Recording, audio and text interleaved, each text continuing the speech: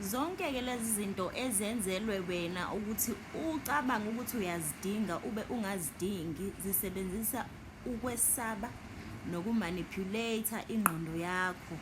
Bayijika jika ingqondo yakho uyibone ngazi ukuthi mangingenakho lokho angeke ngize ngiphumelele, mangenayo insurance angimuntu, mangenayo in angiyumuntu. Konke lokho kusebenzisa ukwesaba ngoba wena uyasaba ukuthi ngisaba ukuthi mangenzeka isimo esibi angizuba namali yokunakekela leyo nto. Ungazi ukuthi already usuyatshala wena lowo mcabango vele ngokuthi uyesaba. Ngesikhathi usaba ke sesiyazi yasacacisa lokho ukuthi ifear ile ezansi kwenza ukuthi uhlale at a lower state of consciousness. Ifear yenza ukuthi ungaqhubeki nje ngoba wena inhloso yakho ukuthi u-expande u-evolve i-consciousness yakho, unyuke ukhuphule iy'ngcinga zakho nendlela ocabanga ngayo.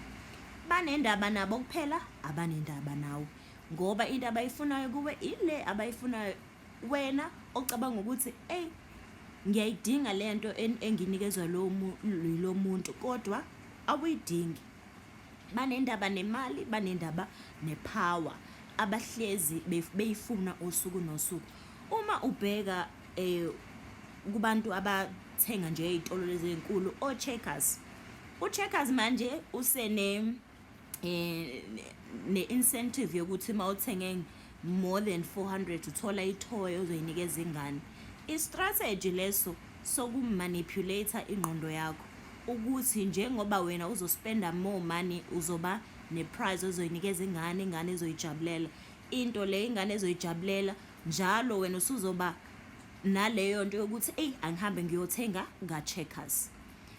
Ama-loyalty programs akhona ey'ndaweni ney'ndawo ey'ningi nawo ingxenye yokusebenzisa i-dark occult knowledge ukuze bakumanipulate ukuze uzolokhu ubuya nje wena, ukuze uzolokhu ubuya nje wena, ukuze uzolokhu ubuya nje wena.